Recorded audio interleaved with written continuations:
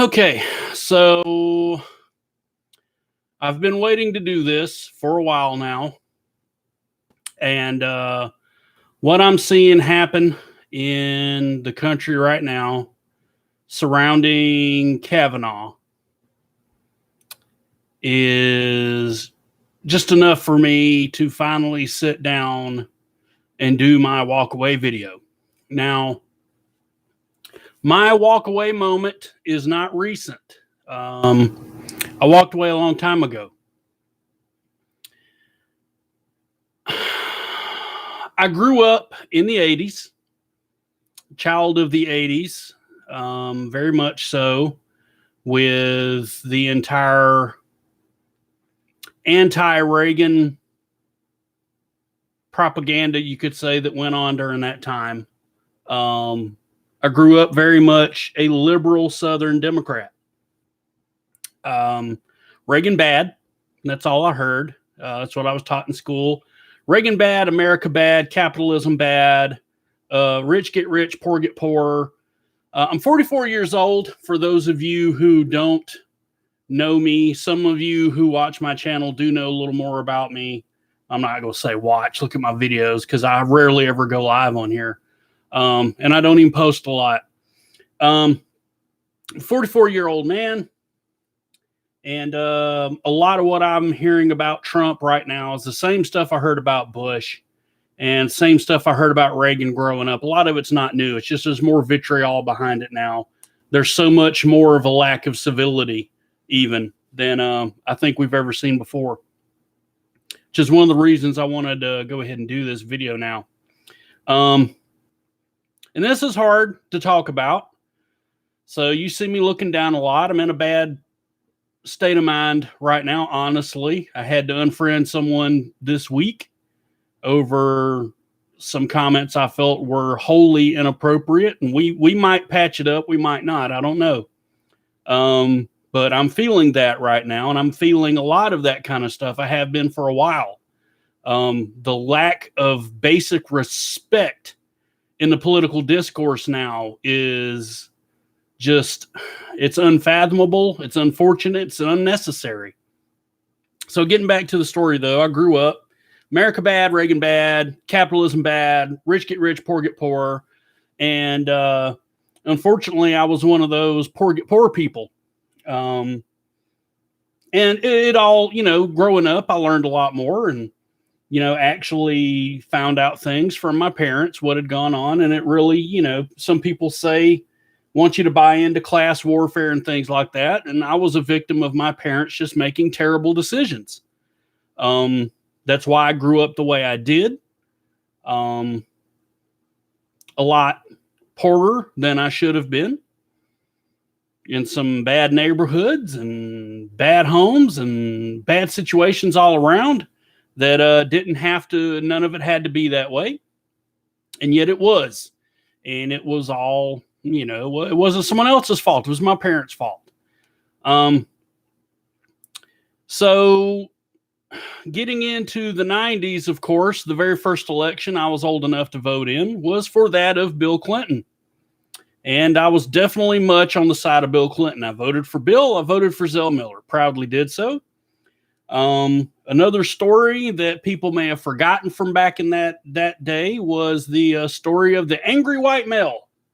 There's a lot going on. Salagis Raphael, Donahue was still on the air. A lot of people talking about the angry white male at that time, too. And one thing they didn't tell you a lot about was that a lot of those angry white males were Democrats. I was one of them. Another thing they don't like to tell you about, they like to cover up now. Bill and Hillary Clinton, made their way to the White House, waving the rebel flag, waving the Confederate battle flag. They try to wipe that from history. They try to pretend it didn't happen now because everybody's anti-Confederate flag, everything, and, tearing down statues and wanting to wipe Stone Mountain off the face of the earth as if the Civil War never happened, which, again, those who fail to learn the lessons of history are doomed to repeat them, and wiping out your history is a quick way to forget its lessons. You can't pretend it didn't happen. You need to be reminded, honestly. You do. White people need to be reminded. I was one of those Confederate flag waving Democrats that voted for Bill Clinton and supported Hillary. I had a big old crush on Hillary. Big old crush. Thought she was amazing. Just amazing. She was beautiful and she was smart. And boy, did she prove me wrong. Like, I'm talking about even when I still supported Bill. I fell out of love with Hillary Clinton really, really quick. And that's, again, a lot of the discourse we see in the country right now is people, you're mad that you lost the election. And let's be honest amongst ourselves, okay? Let's be honest with each other. There was never any real momentum behind Hillary. If Ted Cruz had won the nomination, Hillary wouldn't have won the popular vote by the slim little bit that she did in the 3 liberal strongholds in New York that counted for that 3 million voters, which thank God we have an electoral college. Thank God we have a system of checks and balances. There was no real momentum behind Hillary. The only reason it was as close as it was that Donald Trump was really not the best candidate out there. That's another thing people forget with all their vitriol, trying to paint every conservative as a MAGA hat wearing Trump bot, is that the majority of the GOP voted against Trump in the primary. Now, the problem with that was that those votes were splintered among several candidates, which is why Trump won the nomination. It was not a wholesale move behind Trump. And people forget that. And they treat each other like absolute dirt now. And they blame it on Trump. And it's not right. It's, you know, it doesn't matter what Trump did or Obama did. You can say Trump this, Obama that. We're treating each other like absolute garbage. And that's the real problem. Not Trump. Not Mitt Romney. Not cocaine Mitch McConnell. Not Maxine Waters. Not Hillary Clinton. Not Joe Biden. Us on the ground, treating each other like garbage. But back to the story again. I'm going off on some tangents here because I'm aggravated with what I see happening and some personal things that happened to me, which I mentioned a few minutes ago.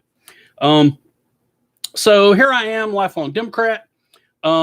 As the Clinton years progressed, I became more and more disillusioned with the Democrat Party. Now, I didn't switch completely, but as a headbanger growing up, fan of heavy metal, was very much against the PMRC.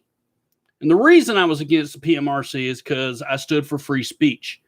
And it's funny to me that in today's age, free speech is now is now a movement of the Republican Party, of conservatives. When I grew up, it was a liberal thing to stand for free speech. And liberals and Democrats no longer stand for free speech. They are completely ensconced in political correctness and the subjugation of thought through political correctness. And it's not right.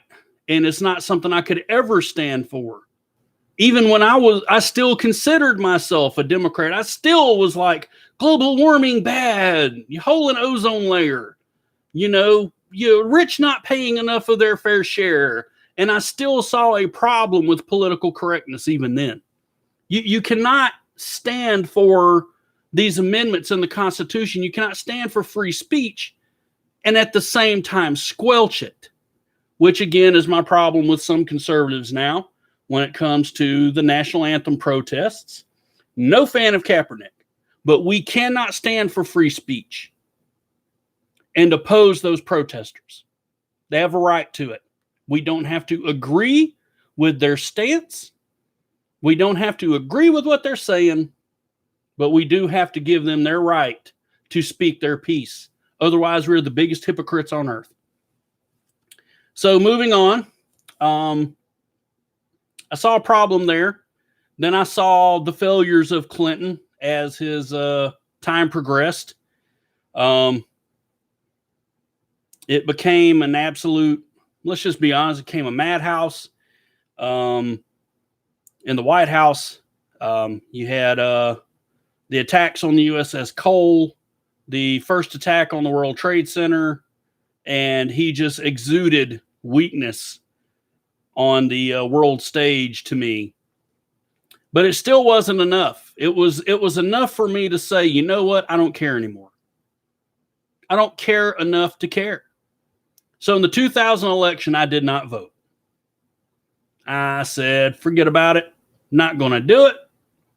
George Bush and Al Gore, two sides of same coin. Not much different. Watching their debates, reading their speeches, I was just like nonplussed. Neither one impressed me. Didn't like Al Gore anyway. Didn't give a crap about George Bush. Grew up not liking Republicans anyway. So I said, you know what? Just not going to care. Going to put my head in the sand, watch some NASCAR, cut some grass, go on with my life. Then 9/11 happened. And I remember exactly where I was. I was at CB&T on St. Mary's Road in Columbus, Georgia, pruning the Yopon hollies in the drive-thru when I got the call from my now ex-wife that it had happened. And in order to get the most up-to-date news on what was going on, I turned on talk radio for the first time in my life. Now, of course, being a Democrat, I had heard about Rush Limbaugh. And I had spoken about Rush Limbaugh. I had regurgitated the things I had heard about Rush Limbaugh without ever having actually listened to Rush Limbaugh, which is, I would not be surprised to find a lot of people do that today as well. And the things he was saying made sense. It wasn't that it was hammered into me. It wasn't that I was brainwashed. He was making sense about the economy. He was making sense about the weakness of the Democrat Party. And knowing what had happened in those attacks, I was actually very thankful that Al Gore was not president. And that wasn't because Rush Limbaugh told me to be thankful Al Gore wasn't president. It's because I had been through 8 years of Al Gore. And I was very glad at that moment. And what really cemented it for me was the 9/11 Commission hearings. Now, to watch the media's spin on the 9/11 Commission hearings was to not get the full story. And this is another thing Rush and Glenn Beck and Sean Hannity would tell me in those afternoons, to watch for the media bias, to watch how they were going to spin certain things. And so I listened to the entire 9/11 Commission hearing. I had a radio, headphones, riding a lawnmower all afternoon. I had nothing to do but listen while I cut grass. So I actually listened to the hearings. And then I would hear the spin at night. And they were correct. Things were getting spun around. They tried to make it look like Barbara Boxer and the other liberals on the committee had actually cornered Condoleezza Rice, when in actuality, listening, not looking at Fox News' spin on it, not listening to Limbaugh's spin on it, not listening to Hannity's spin on it, but listening to the hearing itself, listening to Condoleezza Rice speak, I knew that they were lying. And to find out Jamie Gorelick's role in how our country got to 9/11, and the idea that she was on that commission and she was protected on that commission was just astounding. To hear about Sandy Berger stealing from the National Archives, and we know what was stolen. We know what he was doing. Protecting Bill Clinton. That did it for me. That did it for me. And I watched how Bush was treated. I watched Hillary Clinton take that first bold step into turning anti-Bushism, I guess you could say, into the new patriotism. in opposing the administration and trying to peddle the stories about, no weapons of mass destruction. Bush lied, people died. And of course, that's a load of crap. They have found weapons of mass destruction over time. They were buried in the desert. Those stories, of course, are suppressed in most of the media. They're back page stories. The only places you'll find them in actual, bold text are places that people say, "Oh, that's fake news. I can't watch that site. It's fake news. I don't believe that site. It's fake news." So, of course, the whole thing being at that time that the delays to go into Iraq for the UN inspections and all that stuff, we knew they were moving the weapons out because we knew they had them because they killed their own people with them. Saddam Hussein was a terrible person. And the idea that, we knew they were moving the weapons, we knew they were there. And the idea that because we didn't find them means they never existed is just horseshit. The idea that George Bush created a hurricane with his policies was horseshit, just like the latest thing with the Hurricane Florence, where the Washington Post tried to say Trump created the hurricane because he pulled out of the Paris Climate Accords.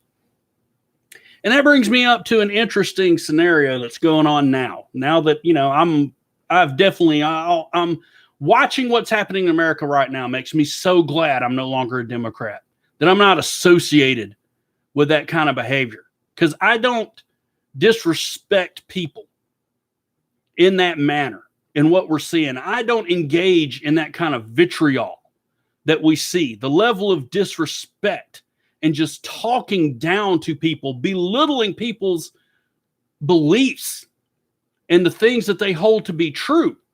You can have a difference of opinion without treating each other like absolute shit. Okay? And Kanye West is a perfect example. I just brought up Bush and Katrina. And of course, we all remember Kanye West was the whole, Bush let Katrina happen because he hates black people guy. Okay? And now, over time, Kanye has changed a little bit, just like I did. Just like many of us have. And he said something really profound last night on Saturday Night Live as he was doing his song Ghost Town. He said, "I feel kind of free. I thought in America, I could be me." That's profound. That is profound. And he did it with a MAGA hat on, knowing full well he was going to get drugged. He knew full well that people were going to turn on him and call him a coon and call him an Uncle Tom and call him stupid and call him retarded and run him down. He even got bullied there at Saturday Night Live. He even experienced it right there up front in person. And that's why he said what he did. I thought in America I could be me. Because you're supposed to be able to, right? You're supposed to be able to pee in any bathroom you want, right? You're supposed to be able to be you if you want to walk around wearing a vagina hat, right? It seems that statement only matters anymore to the left if you're on the left, if you're a member of the left. So Kanye West, I applaud you. That took real bravery. That took true bravery, knowing full well what you would face. And you did it on national TV in front of people who vehemently disagreed with you and made fun of you right on the spot. That takes real bravery, not running around New York City with a vagina hat on your head saying all Republicans are racist and all Republicans hate women, blah, blah, blah, blah, blah. And that's why I'm so glad that I moved on, that I walked away. And I hope more of you do, because the idea that some liberal out there somewhere is telling people to divorce your Republican husbands, that you're telling me that because I don't support banning guns, that my kids should get shot in a school, or that I'm a bad father. And I've seen that stuff directly. You're a bad parent. Those accusations and the lecturing that you're a bad parent if you don't support banning guns. Well, I can tell you point blank. We had a story just 2 weeks ago where a guy walked into a place and shot it up with a handgun. And he had magazines with him. and he reloaded several times before he was finally taken down. You don't have to have an assault rifle. You don't have to have a semi-automatic weapon to create that kind of damage. So just focusing on banning a certain gun is not going to protect our kids. And because I feel that way with 2 kids still in school, because I feel that we should harden the target instead, does not make me a bad parent. Because I say we need actual evidence in the case of Brett Kavanaugh, does not make me a bad father because my daughters won't come forward now because I chose to not believe Dr. Ford by rote on a 36-year-old accusation of something that happened between drunken minors. The last time I checked, our country had moved on from considering accusations to be guilty verdicts. I've seen a lot of people be very upset over the old white lady that finally came out and admitted that she had lied about Emmett Till. And these same people say we should believe Dr. Ford by rote, and that I'm a bad parent because I don't believe Dr. Ford. My own children will not come out and say anything if something happens to them because I supported Kavanaugh. That's disgusting. That is offensive. It's absurd. And it does nothing to help. What you should be saying is don't wait 36 years. Come forward immediately. And this is what I tell my children. Tell someone, whether it's a sexual assault, sexual abuse, domestic violence, whatever it is, tell someone. Come forward. Go to the emergency room. Get a rape kit done. Get evidence right there on the spot. Let's get these women to stop shaming themselves, because you can go on Twitter and you can read these posts of these women that are trying to defend Dr. Ford. They're trying to defend the gaps in her memory.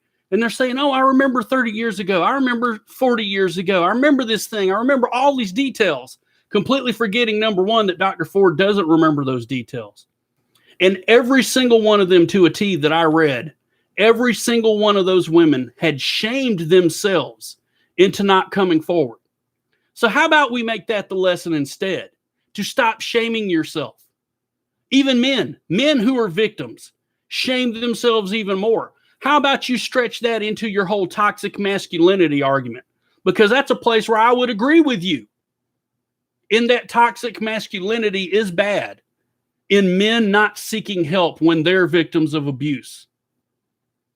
So how about we reach out instead? But no, for the left, it's more vitriol. It's more fodder for the political machine. And it's disgusting. So I'm very glad that I walked away. I'm proud of it. I'm proud that I now vote in every election. And I can't say I'm proud of Donald Trump. There are things I like about him. There are things I don't. But I don't think he's doing a terrible job. I just wish he wouldn't talk as much, honestly. Man,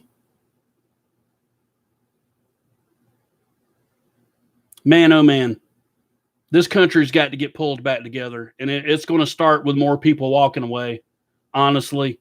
It's going to start with eroding that Democratic power base. It's going to start with getting them the message that what they're doing isn't going to work, that it's not helpful for our country, and that those of us who have woken up or were never, quote unquote radicalized or fed the propaganda, who never walked that line in the first place, that, we're entitled to our beliefs and we're not going to take it. And we're going to vote them out. And we're going to keep pushing against them. We're going to keep pushing against socialism, because socialism is slavery. It is slavery. And it's funny that the party of slavery is the party that's pushing socialism now, which is just exchanges private ownership for public.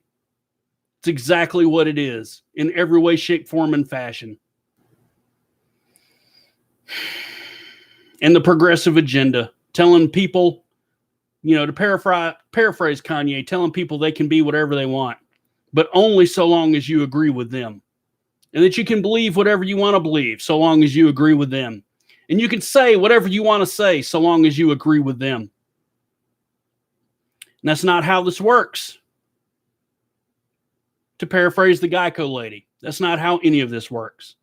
So I hope some of you take something from this. We're not Russian bots. We're not propaganda. We're real people. We're real Americans. We're your friends and neighbors. We deserve to be treated with respect and not talked down to. We're fathers. We're brothers. We're mothers and daughters. We're people. And we deserve to be treated as such. So that's it for me. I walked away. And if this video inspires even one person to do so, if it inspires even one person to come out and tell their story, then this, 26 minutes I just spent doing this will have been worth it. See you later.